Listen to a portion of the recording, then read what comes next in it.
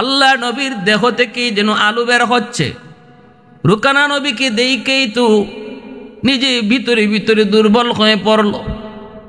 আমার নবী রহমতের নবীর সৌন্দর্য কেমন রে যুবক! নবীর সৌন্দর্য ছিল আকর্ষণীয়, আমার নবীর সৌন্দর্য ছিল লাবণ্যময়ী। ইউসুফ আলাইহিস সালাম ছিলেন শুভ্র সাদা, আর আমার আপনার নবী ছিলেন লাবণ্যময়ী।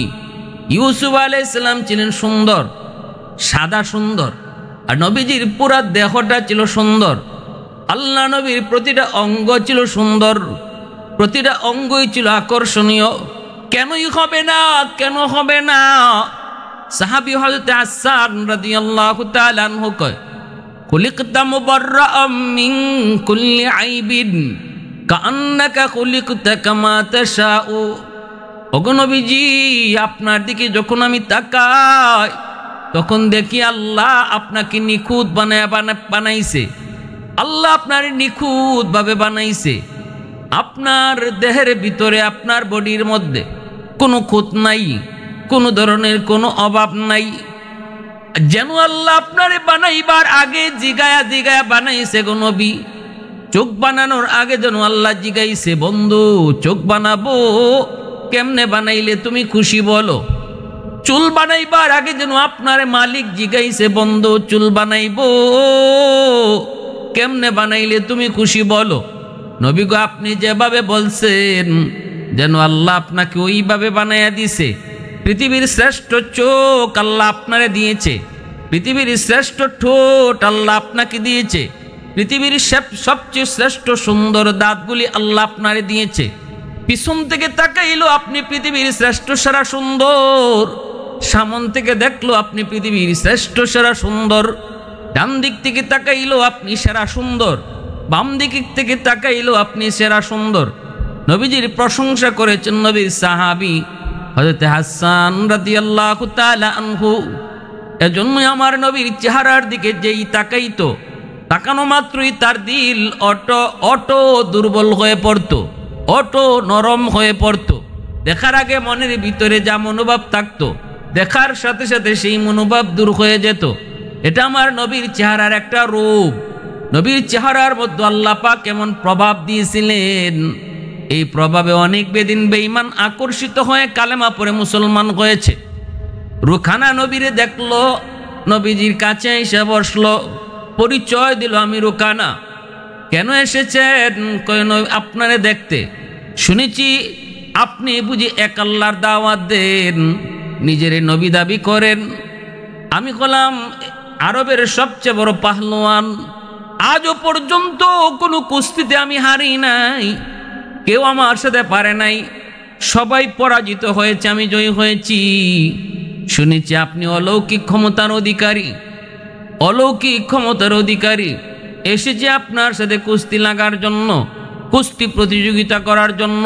দেখতে চাই আপনার কাছে কি এমন অদৃশ্য শক্তি আছে, কি এমন অলৌকিক ক্ষমতা আছে। আল্লাহর নবী বলেন, রুকানা, শক্তি মানুষের অর্জন করা কোনো বিষয় নয় রে। শক্তি হলো আমার আল্লাহর দেওয়া এক নিয়ামত। আমার আল্লাহ তোমাকে যে শক্তি দিয়েছেন, এই নিয়ামতের শুকরিয়া তুমি আদায় করো। জ্ঞান গরিমা বলি, সুন্দর বলি, যোগ্যতা বলি, সব কিছু হলো আমার আল্লাহ পাকের দেওয়া নিয়ামত। নিয়ামতের শুকরিয়া আদায় করো, আল্লাহ নিয়ামত আরো বাড়ায় দিবে। লা ইন শাকারতুম লা আযীদান্নাকুম ওয়া লা ইন কাফারতুম ইন্না আযাবী লাশাদীদ। নিয়ামতের শুকরিয়া আদায় করলে আল্লাহ নিয়ামত বাড়ায় দেয়। তোমাকে আল্লাহ সুন্দর করে বানাইছে, অহংকার করো না, শুকরিয়া আদায় করো, কারণ সৌন্দর্য নিজের হাতে না। তোমাকে আল্লাহ বিবেক দিয়েছে, বুদ্ধি দিয়েছে, এর নিয়ামতের শুকরিয়া আদায় করো। এখানেও তুমি অহংকার করো না। আল্লাহ প্রতিটা মানুষকে যত নিয়ামত অতিরিক্ত দিয়েছে, এই অতিরিক্ত নিয়ামতের হিসাব আল্লাহ আলাদাভাবে নিবে, আলাদাভাবে অতিরিক্ত নিয়ামতের হিসাব আল্লাহ নিবে। এজন্যই বিচার পঞ্চায়েত যারা করো, সমাজের বিচার আচার যারা করো, আল্লাহ তোমাদেরকে অতিরিক্ত জ্ঞান দিয়েছে বিচার করা, সমাজের পঞ্চায়েত করা। এই অতিরিক্ত জ্ঞান যাদেরকে আল্লাহ দিয়েছে, কিয়ামতের মাঠে আল্লাহ জিগাইব, কেমনে তুমি এই নিয়ামতের শুকরিয়া আদায় করেছো। রুকানা মক্কায় প্রবেশ করলো, মানুষদেরকে জিজ্ঞেস করলো মুহাম্মাদুর রাসূলুল্লাহ কোথায়? মানুষেরা কয় তিনি আল্লাহর পয়গম্বর, আমাদের নবী। এক আল্লাহর দাওয়াত দেন, মসজিদের ভিতরে ঢোকেন। রুকানা মসজিদের ভিতরে যা ঢুকলো, ছেলে ইয়াজিদকে নিয়া আল্লাহর নবীর কাছে যাই বইসেই সে নিজের বাহাদুরি দেখাইতে লাগলো। আমি তো সেই রুকানা, যেই রুকানাকে এমন কেউ নাই যে চিনে না। নারী নাই, পুরুষ নাই, ছোট নাই, বড় নাই, আমাকে চিনে। রুকানার নাম চতুর্দিকে। কিন্তু ইদানিং শুনতেছি আপনি নাকি নিজের নবী দাবি করেন, আপনার কাছে নাকি অলৌকিক পাওয়ার। তাহলে আমি এসেছি আপনার সাথে কুস্তি প্রতিযোগিতা করার জন্য। যদি আপনার অলৌকিক কোনো পাওয়ার থাকে তাহলে তো আমি আপনার কাছে পরাজিত হব, আর যদি আপনার কাছে অলৌকিক ক্ষমতার পাওয়ার না থাকে আমি রুকানার সাথে আপনি কুস্তিতে হারবেন। আল্লাহ নবী কয়, রুকানা ধৈর্য ধর, এই শক্তি মানুষের অর্জন করা বিষয় না, মানুষের অর্জন করা কোনো বিষয় না। সৌন্দর্য মানুষের কামাই করা কোনো বিষয় না। যোগ্যতা আল্লাহর দেওয়া নিয়ামত, সৌন্দর্য আল্লাহর দেওয়া নিয়ামত, বুদ্ধি বিবেক আল্লাহর দেওয়া নিয়ামত। আল্লাহ যত মানুষকে অতিরিক্ত যত নিয়ামত দেয়, সবগুলি নিয়ামতের হিসাব আল্লাহ আলাদা নিবে, আলাদা।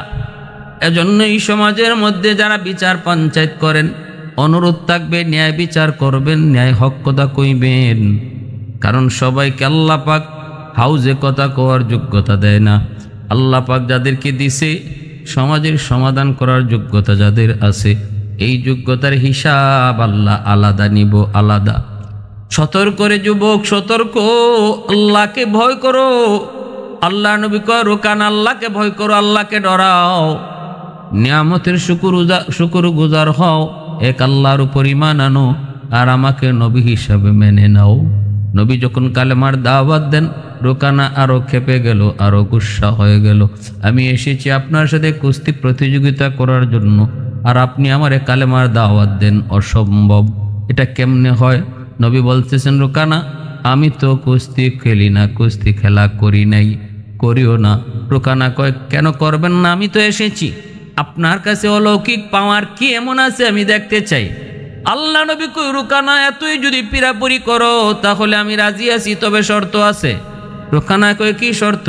নবী কয়, যদি তুমি আমার সাথে কুস্তিতে হেরে যাও তাহলে কালেমা পড়ে মুসলমান হইবানি বলো। রুকানা কয়, অসম্ভব, আমি হারতেই পারি না। আমাকে হারাইবার মতো আরবে এমন কোনো যুবক নাই, এমন কোনো পাহলোয়ান নাই, হারতেই পারি না। তবে হে যান, আমি কথা দিলাম যদি আমি হেরে যাই তাহলে কালেমা পড়ে মুসলমান হব। আল্লাহ নবী বললেন, উপস্থিত জনতা সাক্ষী, রুকানা তুমি নিজেও সাক্ষী, রুকানা তোমার সন্তানও সাক্ষী, যদি তুমি পরাজিত হও কালেমা পড়বা। এই বলে আল্লাহর নবী বলেন, আসো। নবীজি বের হয়ে আসলেন, চতুর্দিকে মানুষজন দাঁড়ায় রয়েছে, দেখতেছে আরবের সবচেয়ে বড় পাহলুয়ান, আজও পর্যন্ত যারে কেউ হারাইতে পারে নাই, আজ নবীর সাথে কুস্তি লড়বে, মুহাম্মাদুর রাসূলুল্লাহর সাথে কুস্তি প্রতিযোগিতা করবে। সাহাবায়ে কেরাম যারা নতুন মুসলমান হয়েছেন অনেকেরই তো ভয় লেগে গেল, রুকানার সামনে তো কেউ দাঁড়াইতে পারে না। সেখানে আল্লাহর নবী, রুকানা তো নবীকে তুচ্ছ তাচ্ছিল্য করে, কত পাহলুয়ান আমার কাছে পানি খাইলো, আর আপনি একজন মৌলবী, আপনি একজন মুন্সি, আপনি আমার সাথে কি খেলবেন? নবী বলতেছেন, রুকানা তুমি আগে ধরবা না আমি আগে ধরবো? রাসূল কয়, আমি আগে ধরি না, আমি পরে ধরবো, তুমি আগে আমাকে ধরো। রুকানাকে আল্লাহর নবী তার হাতটা দিয়ে দিছেন, আর বলতেছেন আমার হাতটার একটু বাঁকা করো।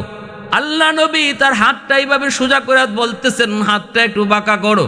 রুকানা তার গায়ের যত শক্তি আছে সকল শক্তি দিয়া চেষ্টা করলো, কিন্তু নবীর হাত একটু বাঁকা করতে পারলো না, একটু বাঁকা করতে পারলো না। এইবার নবী বলতেছেন, রুকানা এবার আমি শুরু করি, তুমি একটু সহ্য কইরো। এই বইলাই রহমতের নবী, আমার আপনার নবী, দু জাহানের বাদশাহ যিনি, তিনি যাইয়াই রুকানাকে আস্তে করে ধরলেন, শুধু ধরলেন না, হাতের উপরে উঠাইয়া তিনি মাটিতে আছাড় দিয়ে ফালাইলেন। উপস্থিত জনতা সবাই দেখলো আরবের সবচেয়ে বড় পাহলুয়ান আল্লাহর নবী এক হাতে উঠাইয়া মাটিতে ধপাস করে আছাড় দিয়ে ফালাই দিলেন। রুকানা তো অবাক, রুকানার পোলা দাঁড়ায় আছে ইয়াজিদ, সেও তো অবাক। রুকানা মাটিতে পইরা আবার উঠছে, উইটা অবাক হয়ে তাকায় রইছে, অবাক হয়ে তাকায় রইছে। নবী বলতেছে, রুকানা এই যে তুমি পরাজিত হয়েছ, এখনো সময় আছে, কালেমা পড়ে মুসলমান হও, ওয়াদা রক্ষা করো। রুকানা কয়, নবী আর একবার সুযোগ দেন, বুঝতে পারি নাই কেমনে কি হইছে, বুঝবার আগে কাম হয়ে গেছে, একটু সুযোগ আর একবার দেন, দ্বিতীয়বার আমাকে একটা সুযোগ দেন। রসুল কই, ঠিক আছে তোমাকে দিলাম, এই যে হাত বাড়াইছি, হাত বাঁকা করো। রুকানা এখনো হাত বাঁকা করতে পারি নাই। আল্লাহ নবী কই, তাহলে এবার তুমি দেখো।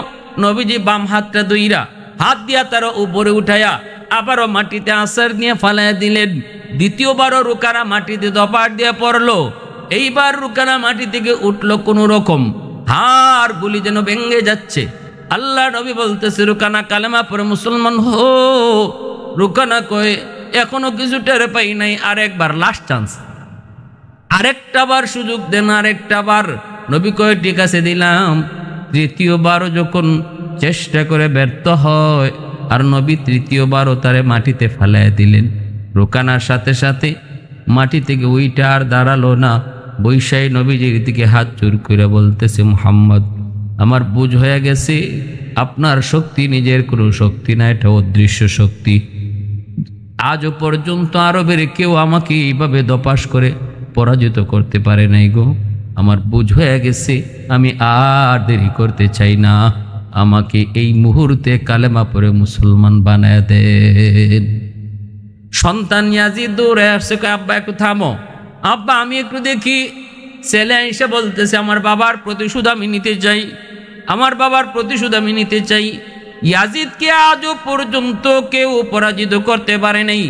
ইয়াজিদ যখন আসছে বাবার বদলা নেওয়ার জন্য, আল্লাহ নবী বলতেছে, ইয়াজিদ তোমাকেও কালেমার দাওয়াত দেই, বিপদ আসার আগে আগে কালেমা পড়ে মুসলমান হয়ে নাও। আমি তোমারও মঙ্গল চাই, তোমার বাবারও মঙ্গল চাই, তোমাদের উন্নতি চাই, দুনিয়া আখেরাতে কল্যাণ চাই, কালেমা পড়ে মুসলমান হয়ে যাও। ইয়াজিদ কয়, বাবার প্রতিশোধ নিব। আল্লাহ নবী কয়, ঠিক আছে হাত বাঁকা করো। হাত বাঁকা করা সম্ভব হয় নাই, কারণ আমার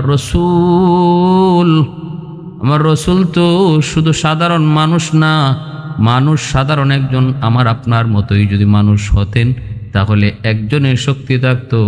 নবী তো আল্লাহর পয়গম্বর, আল্লাহর পয়গম্বর, দুনিয়ার 40 জন তরতাজা পাহলওয়ানের শক্তি আল্লাহ তার হাবিবকে দান করেছেন। আল্লাহ পাক রব্বুল আলামিনের কুদরতি হাত তার বন্ধু মুহাম্মদ রাসূলুল্লাহর সাথে।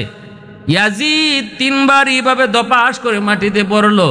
এইবার বাপ বেটা দুজন মিলে মায়ার নবীর কাছে সারেন্ডার করলো, আত্মসমর্পণ করে কালেমা পড়ে মুসলমান হয়ে গেল।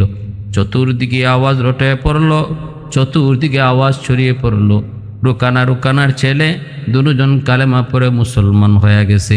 নবীজি এক জায়গায় বসা রয়েছেন, একজন খ্রিস্টান যুবক এসে বলতেছে, মুহাম্মদ শুনেছি তোমার সুনাম, অলৌকিক ক্ষমতার অধিকারী, যার কারণে রুকানা পারে নাই, রুকানার সন্তান ইয়াজিদও পারে নাই। আমি আজকে একটু অলৌকিক ক্ষমতা দেখতে চাই। ওই যে একটা গাছ, এই গাছটাকে তুমি তোমার কাছে ডাক দিয়ে আনতে পারবানি বলো।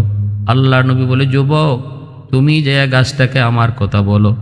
যুবক গাছের কাছে যায় বলতেছে, আরে গাছ, তোকে আল্লাহর হাবিব মুহাম্মদুর রাসূলুল্লাহ ডাকে।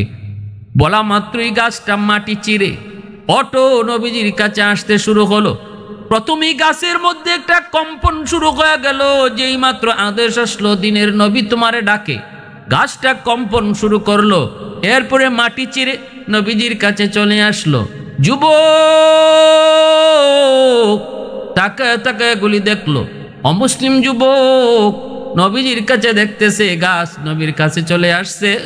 এইবার আইসাই নবীকে সালাম জানাইছে, আসসালাতু আসসালামু আলাইকা ইয়া রাসূলুল্লাহ, আসসালাতু আসসালামু আলাইকা ইয়া হাবিবাল্লাহ। আল্লাহর নবীকে সালাম জানাইছে। এরপরে যুবক কয়, নবী গো আবার গাছটারে জায়গায় পাঠিয়ে দেন। নবী বলতেছে, রে গাছ তোমার জায়গায় তুমি চলে যাও। বলা মাত্রই গাছটা আবার তার নিজের জায়গায় চলে গেল। ওই যুবক কয়, নবী গো আমি আর দেরি করতে চাই না, এই মুহূর্তে আমাকে কালেমা পড়ে মুসলমান বানায় দেন। আল্লাহর নবীর হাতে ওই যুবক কালেমা পড়ে মুসলমান হয়ে গেল।